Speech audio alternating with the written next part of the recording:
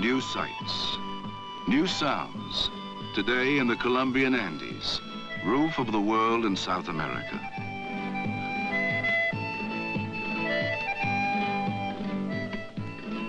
Bogota, capital of the Republic, one of the world's fastest growing major cities, sets the pace for Colombia's economic and social development far into the future.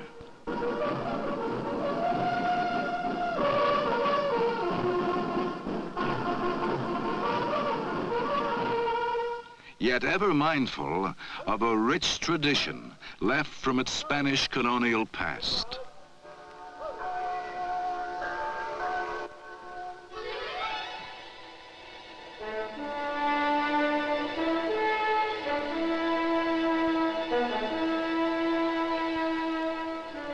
In the Gold Museum remain the symbols of its more ancient heritage, that of a pre-Columbian culture.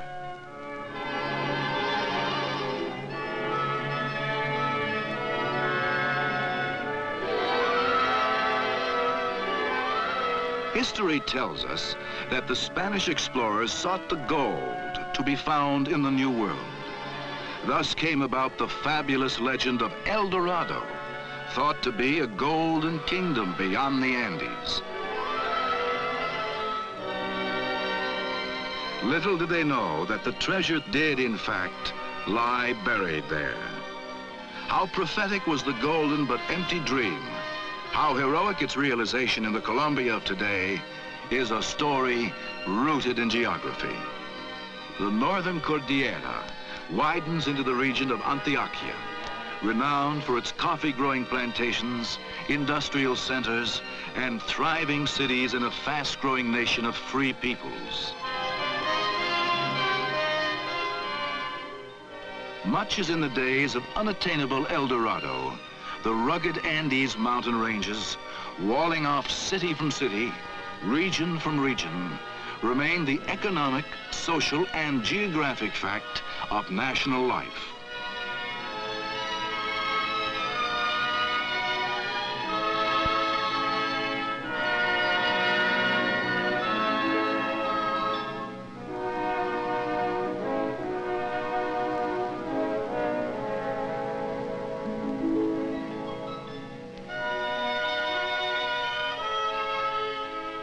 The Andes are weather makers.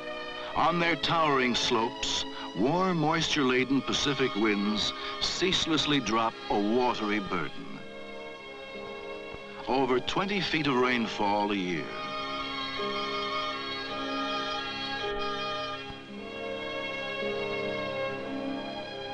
Here, in the rainforests of the Amazon River Basin east of the Andes, strange new sights and sounds come to a region once inaccessible, except to roaming Indian tribes, and thought by the early Spaniards to contain the site of the mythical Golden Kingdom.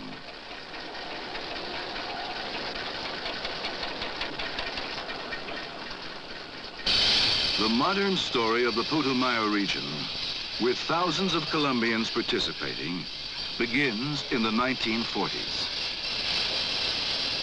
After 20 years of arduous work, the second chapter opens when two North American oil companies join forces to take the big gamble.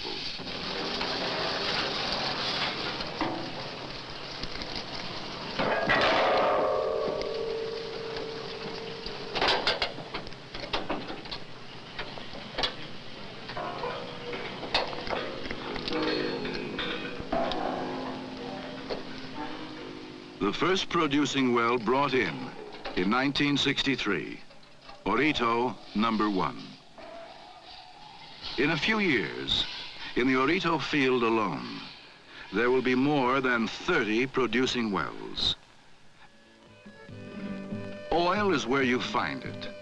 Its potential worth compares with that of the golden dream. But it is of little or no worth until it can be delivered to the marketplace. In 1966 begins the initial stage, plans for the Transandean pipeline route. Thought at first by some to be an impossible dream.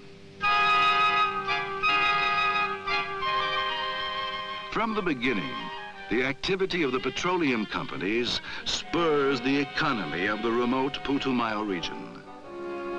From lowland jungles on both sides of the Andes to fog-enshrouded heights, Colombian engineers and surveyors actually pace off almost every foot of the right-of-way.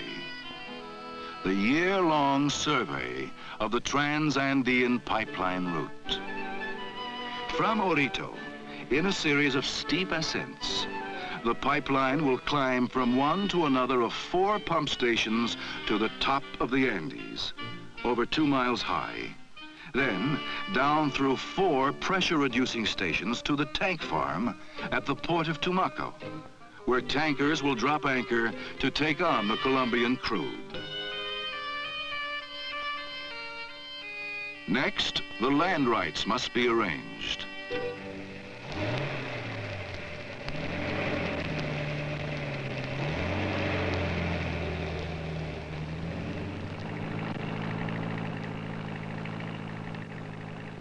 Across the 193 miles stretch 1,000 private holdings, all requiring agreement with each property owner for right-of-way. Don Manuel of Nariño knows the land along the route of the pipeline, as well as do the surveyors. Buenas tardes, señora. Buenas tardes, mucho gusto. Vengo a hablar con usted sobre el oleoducto. Vamos a ver. Camine, vamos para mostrarle el sitio de la finca. Entonces vamos a charlar allá para mirar la finca.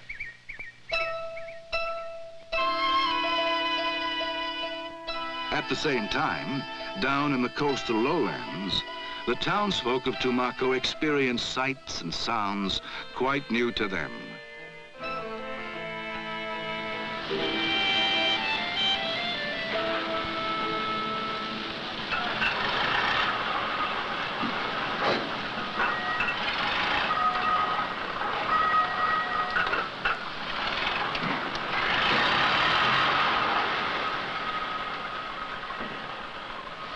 Ships of many registries unload supplies and equipment. Millions of dollars worth, mainly steel pipe, 12,000 tons per ship.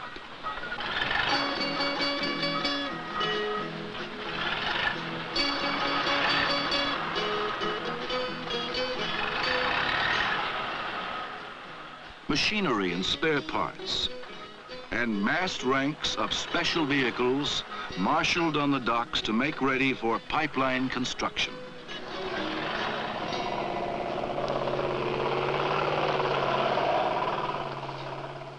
Pipe begins to roll out from Tumaco to supply depots along the right-of-way. Already, the construction crews have improved the provincial roads, shoring them up against the heavy loads. Every trip is tough. Drivers must ease 50-foot tractor trailers onto steel scows, brought in to cross swollen rivers.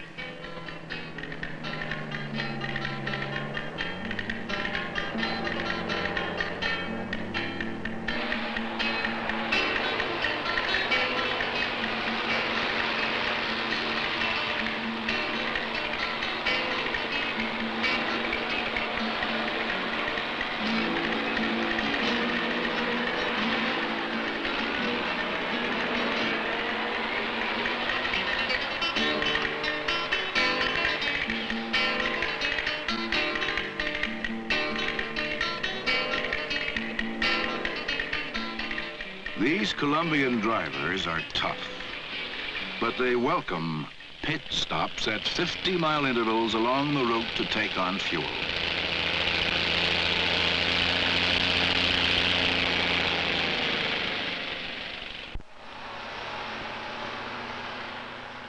But on the big job of moving pipe, even these mammoth trucks call for help.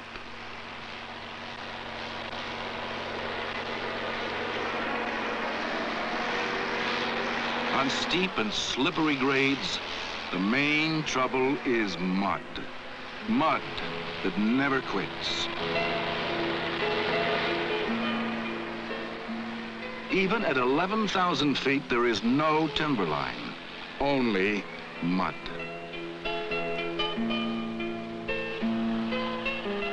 Finally, in the bracing air of the Altiplano, high tableland of the Andes, the pipe arrives and awaits the needs of pipeliners.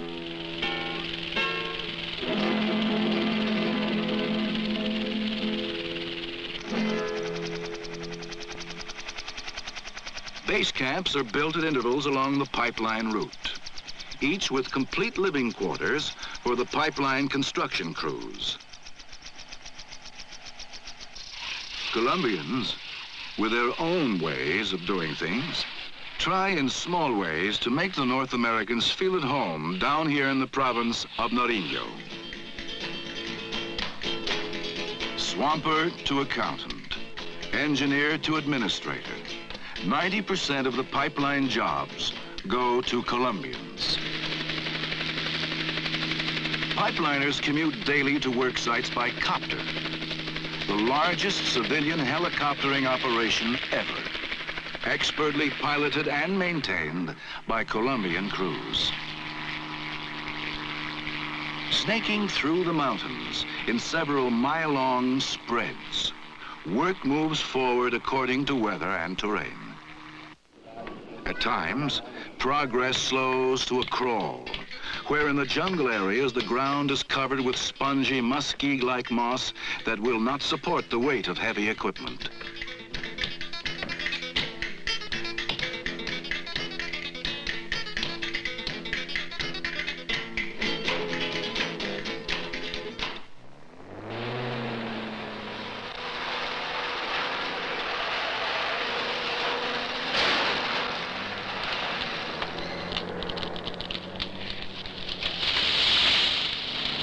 In this difficult terrain, dozers do well to make 50 feet of right-of-way in a day.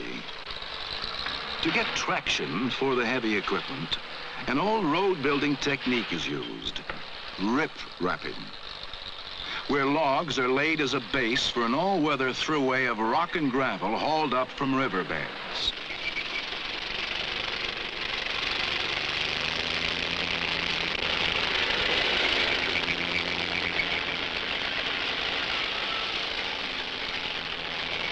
Pipeline engineers are used to rip-wrapping swamps, Louisiana to Indonesia.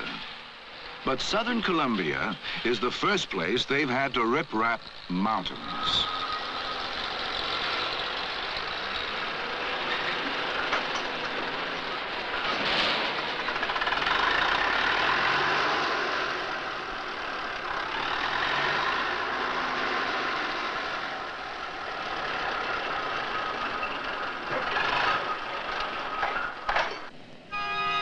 By such a method, there can be access roads over which to move massive machinery and equipment up to the pump stations.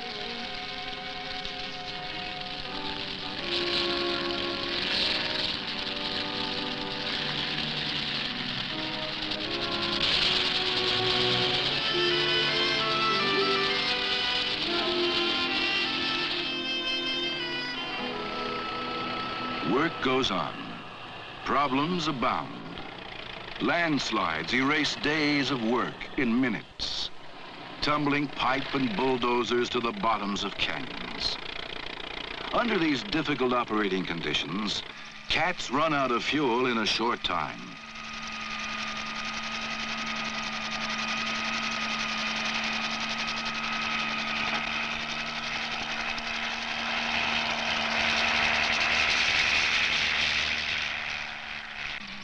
In sections where access roads are impractical to build, supplies and equipment are airlifted to the construction sites. Of all the tools and machinery used in building a pipeline, the helicopter is most unique. Without it, the Oleoducto would still be but a dream, and the rich Orito oil field would still be locked away like the fabled El Dorado in the jungle.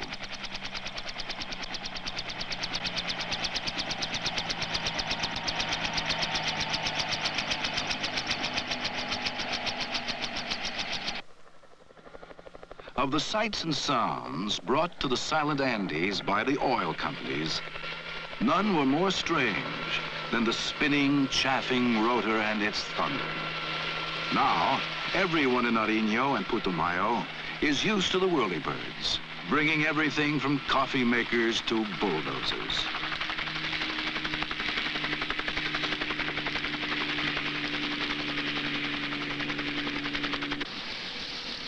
Atop Rio Sucio Canyon, the pipe has been strung. And the 42-foot joints are bent to fit the tortuous terrain.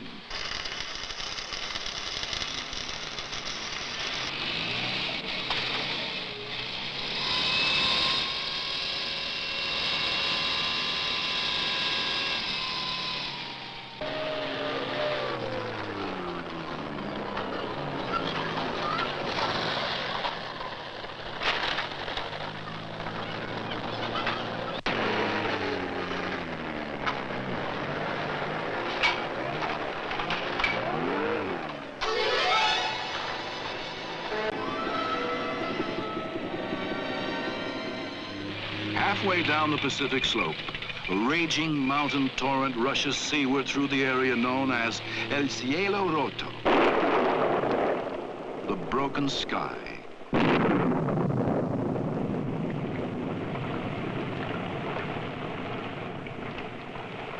Here, the rain just never quits.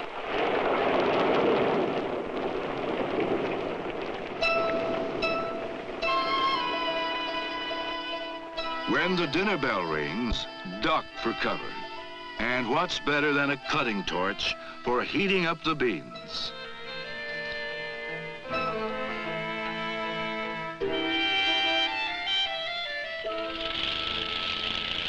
After lunch, in the land of the broken sky, cats buck the muck as they get on with the work to be done.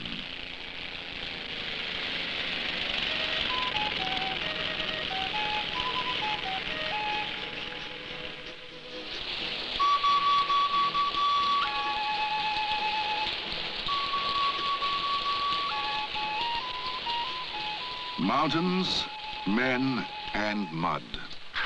Across the Andes on the eastern slope, these men are making it every foot of the right-of-way. Men, mud, and mountains. Here at the top of the world, clouds cover the peaks over 80% of the time, 4 days out of 5.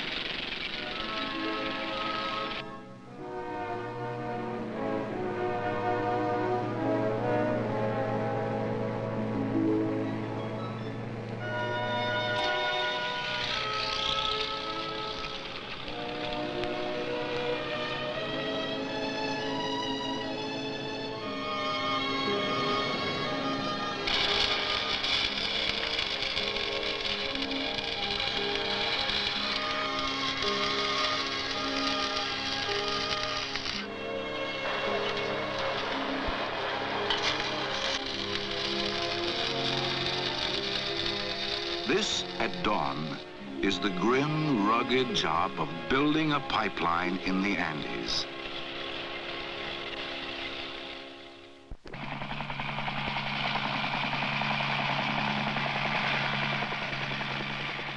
And 12 hours later, at sunset, the men are ferried back to their mountain camps. No 5 o'clock whistle blows here.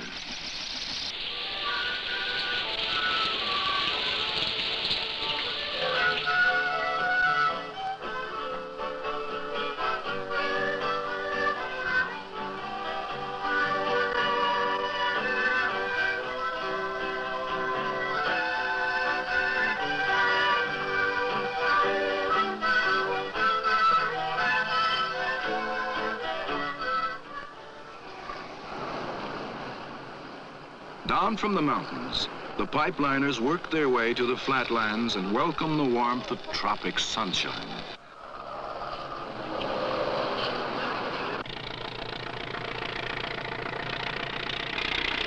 First come the trenching machines. The coating and wrapping machines follow with the precision of elephants in a circus parade.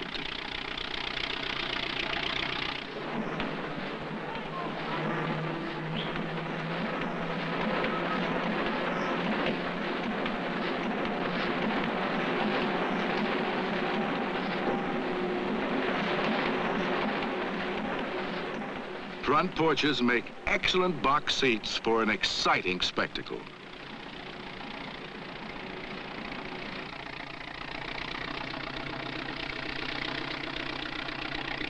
Most of the way from here to the Pacific, the pipe runs along the Tumaco Highway.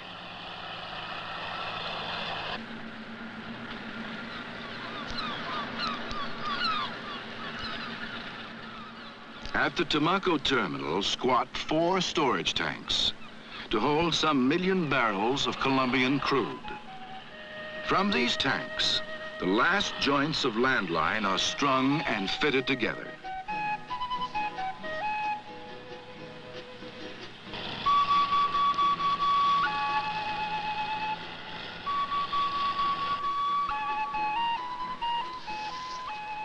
While out in Tumaco Harbor, the sea line is submerged, kept straight in line by the beam of a ruby red laser, which suddenly dims the moment there's the slightest deviation from the true course.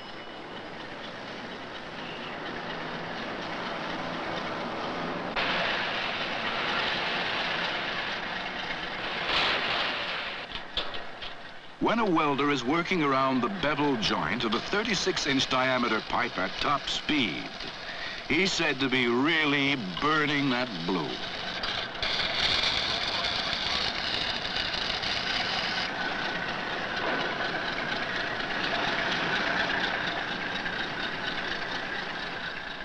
Held firmly in position, the lay barge extrudes the sea line right down the slot. And the Transandino pipeline comes, at last, to the tanker loading anchorage.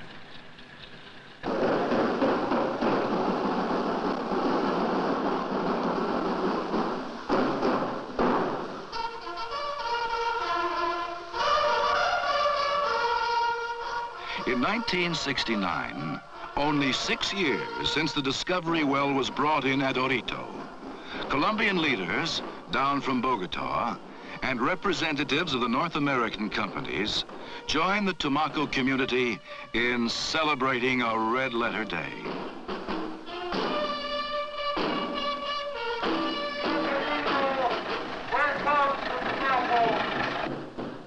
At last, the business end of the pipeline can be coupled to the fittings of a tanker bound for distant markets of the world.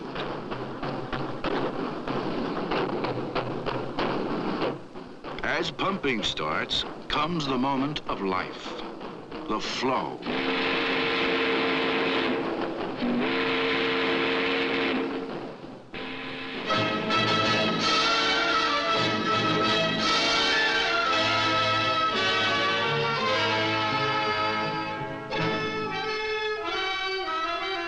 Hundreds of thousands of barrels per tank ship.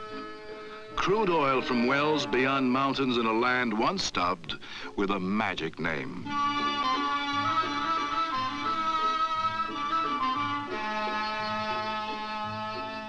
Over and across the Andes in southern Colombia, the Oleoducto today remains a new sight. Scars on the land will soon be covered. Nature already grows a mantle of green at the very spot where it all began. Hidden away in the rainforests of Putumayo, a small refinery produces for local use.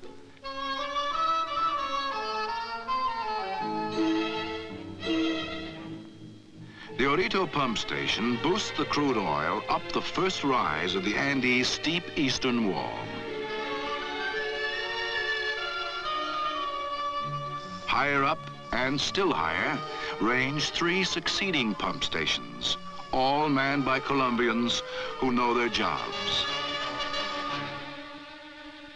In the rarefied atmosphere of the improved mountain roads, the Oleoducto is fast getting to be just part of the landscape.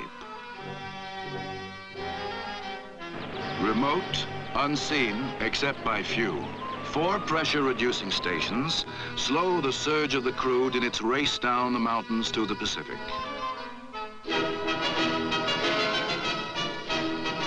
With the opening up of new and fertile regions by the pipeline's all-weather access roads, hundreds of pioneers come from distant provinces to begin new lives. As the petroleum industry continues exploration and development in rural areas, villages and provinces once remote find it easier to make for themselves new economic, social, and cultural progress. Today, all along the Oleoducto, there's a feeling in the air, summed up in the name one homesteader gives his cottage: El Porvenir, the future. New sights, new sounds in the Colombian Andes, roof of the world in South America.